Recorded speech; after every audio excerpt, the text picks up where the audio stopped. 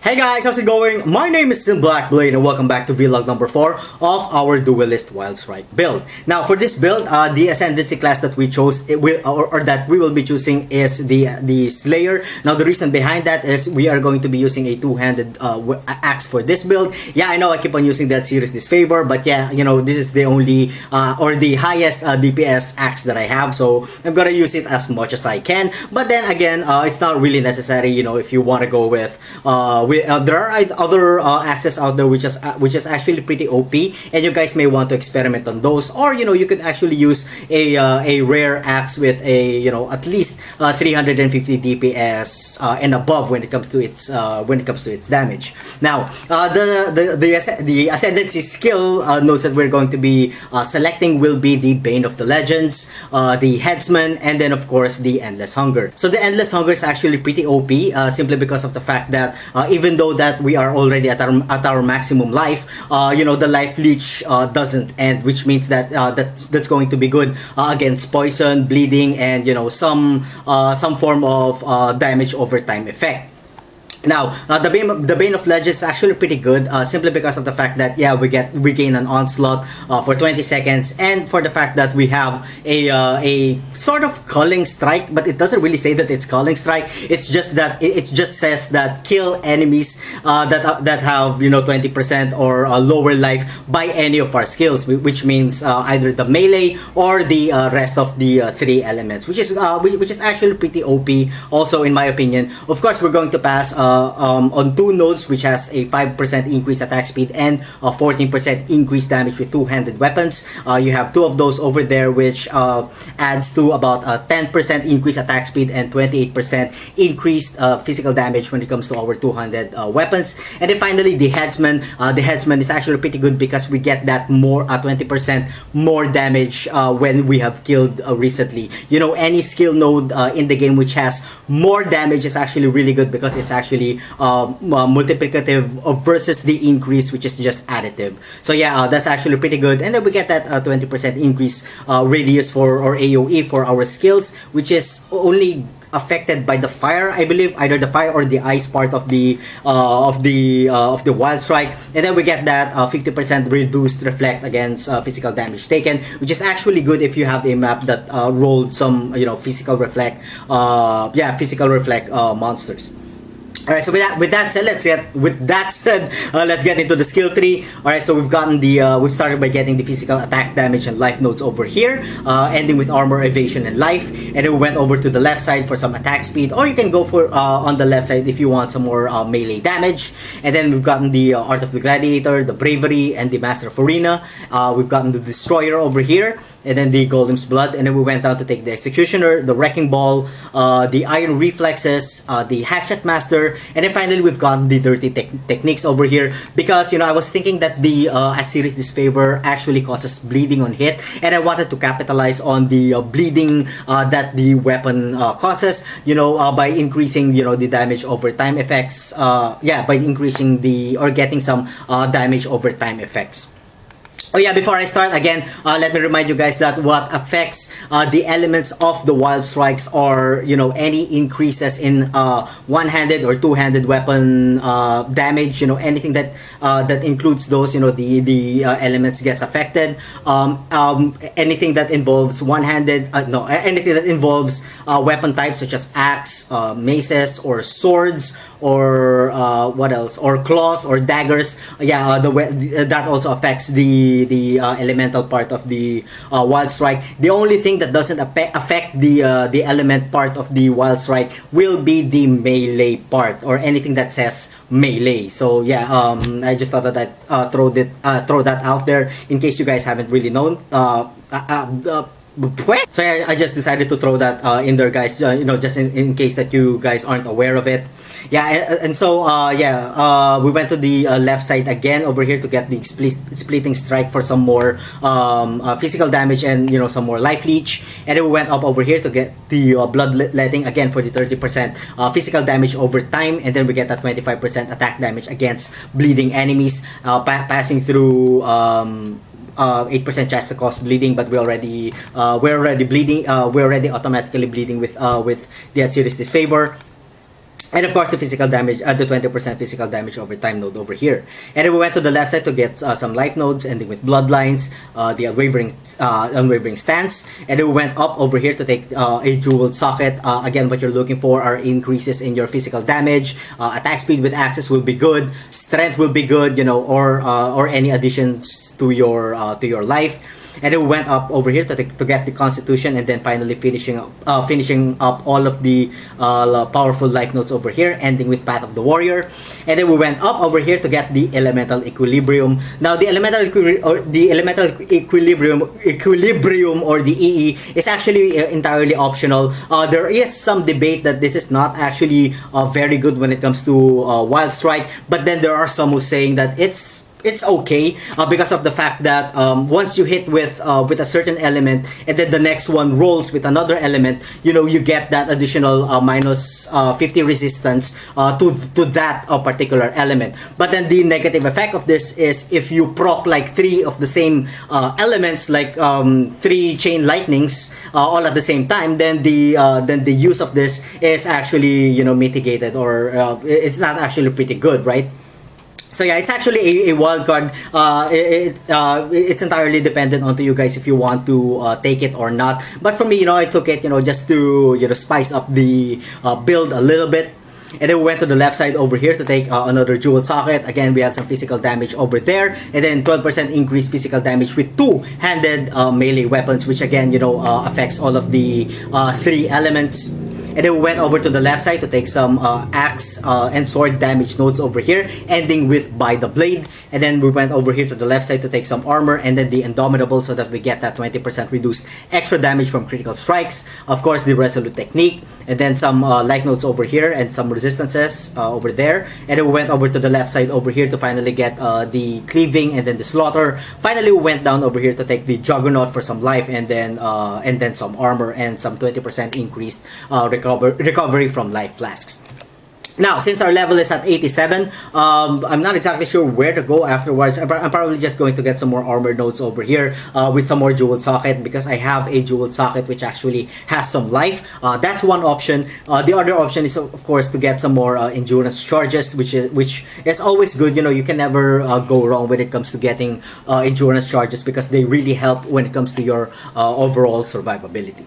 Alright, so let's get into our gear set. First of all, the weapon that we're going to be using again is the Atziri's Disfavour. Not really necessary, I think there are 2 or 3 new unique 2-handed axes that you guys could use. You guys could use that instead of this one, or any 2-handed weapon axe which has a DPS of 350 and above. The gloves, very simple, just life, some resistances. I decided to add some 12% increase attack speed over there. Belt, nothing really special. Just life and resist. So with my boots, just life and then resistances. The armor, again, nothing really special, life and resistances. With any parts of the armor, the boots, the gloves, or the boots, gloves, or belt, it doesn't really matter, just as long as you've already maxed out your resistances and you have a good life, preferably at 4.8k and above. Once you've reached that, you can shuffle around any of these items and use any unique that you guys would want to incorporate in your build. Again, the rings, not really special, nothing really special, just life and then resist. Life and resist again with some mana leech over there. And then again, I'm going to be using an Onyx Amulet for this one, just to meet some levels or some requirements for our gear and some of our gems. And then finally, we're going to be using the Devoto's Devotion for this build for the 16% increased attack speed alone. And then we get that 21% chaos resistance. Now, what's going to be attached to our Wild Strike will be added fire damage, faster attacks, multi-strike, weapon elemental damage, and then melee physical damage. Now, the reason that I added the melee physical damage there is actually to become a boss killer, because this only affects the melee part of the skill gem. So yeah, this is going to be your single target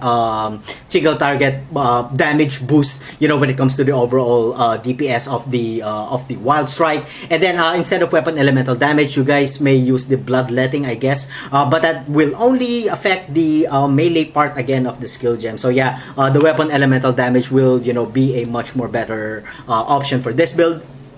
For other skill gem, we're going to be using CWDT attached to vulnerability, blood rage, and then we have enduring cry over there. Defensively, the typical combination of immortal call, CWDT, increased duration, and then molten shell. And then we have for golem, we're going to be using the summon flame golem with some added damage, fire support over there, minion life, arctic armor for our aura, and then hatred again for our second aura. And then finally we have fortify with leap slam, faster attacks, and enhance support gem. All right, and then also I would like to point out that if you can, get a sulfur flask to get that 40% increased damage, which will affect not only the melee part of the skill gem but also the three elements of the skill gem or of the skill. Alright then, so when it comes to the DPS, our DPS, or at least the melee part of the Wild Strike, is doing 90k, 90.9k DPS, which is actually pretty huge. And then we have some really good life leech over there. And then defensively, our armor is at 8.2k with an estimated physical damage reduction of 45%. All of our resistances are capped. And the map that we're going to be doing is the Shipyard map. It's a map tier 12 map with a 30% more magic monsters mod. It's your typical leveling map, just to show you guys how the build works. Alright then, here we go! Alright, and then here we go, ladies and gentlemen, with the gameplay. Again, please take a look at, or please pay attention to the, as you can see, the damage just jumped to 1.2k a while ago, or 100k. As you can see, right now the damage is a 6 socket.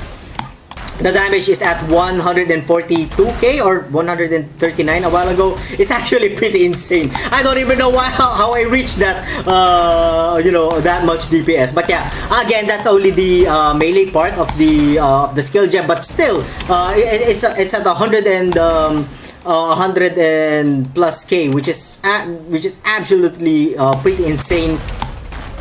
And it's actually pretty good. So as you can see, the build is actually working amazingly well. Although I would really probably get some more what do you call this, damage over time. Probably over here when I level up, another 25%, because it's not actually quite as effective as of yet. I'm not exactly sure why, but yeah. But the bleeding is there. They are actually bleeding.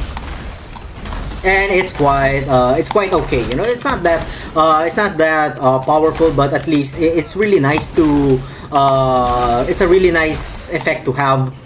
Plus that series Disfavour affects the bleeding that comes from the Atziri Disfavour actually affects all of the three elements. So yeah, that's going to be a nice thing to have when it comes to bleeding, or the overall effect of the build. Alright then, some more gameplay over here. Now for the next build that I'm going to do, I'm going to be doing the my very infamous Shadow Dual Claw build. Yeah, because some one or two of you have been requesting the Dual Strike. So yeah, that's actually one of the best Dual Strike builds that I have. Because the survivability, just cannot be the survivability from the axe just cannot be outmatched. So yeah.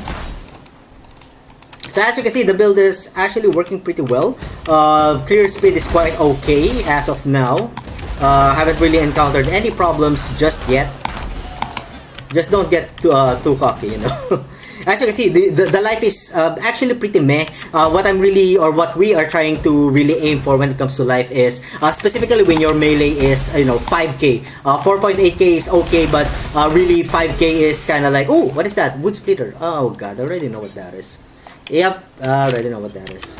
The Calling Strike from that is actually pretty good, but end game, it's not actually a good weapon. Alright, so we have Storm Berries here. It's a good thing that I saw it early on, or else I would have died. Yeah, normally those are the things that really kill me, because sometimes I don't read the modifiers, which is kind of dumb if you ask me. Because this guy is dumb. Anyway. More gameplay. Yeah, okay, so the boss might be on the lower left side, but let's just enjoy the map as it is. because I really like this skill gem. Again, this is like one of my favorite skill gems in the game. I don't know why. It's probably because of the effects that it has. Yep. Okay, so let's get into some more enemies. Oh god, I can't jump from here to there. Come on. Oh crap, making me go around again. But anyway. Oh fucking lag! Well, my latency just spiked up. I don't know why. Oh, alright. So we have some arsenal map over there. That's good. Good for me. Okay, come on, come on, come on. Okay, so that's it, I guess. So there's more monsters over here. Let's just kill them. Alright, so I'm gonna cut because it's a long way down. BRB. Alright, here we go. More monsters. So yeah, I'm going to probably clear the map before we get into the boss. And yeah, okay, so just a few more monsters and then we're gonna get into the boss. He's definitely, you know, located downwards or somewhere down there. Alright, here we go. This is definitely the boss. And let's just go in there. So as you can see, survivability wise, the build is working pretty well. Thanks of course to the what was it? To the Endless Hunger. Alright, so that's about it for this episode, guys. Again, let me know what you guys think about the build in the comment section down below. And thank you all so much for watching. If you guys enjoyed the content, don't forget to like, comment, and subscribe. And as always, I'm gonna see you guys on the next part of my video. Have a good one.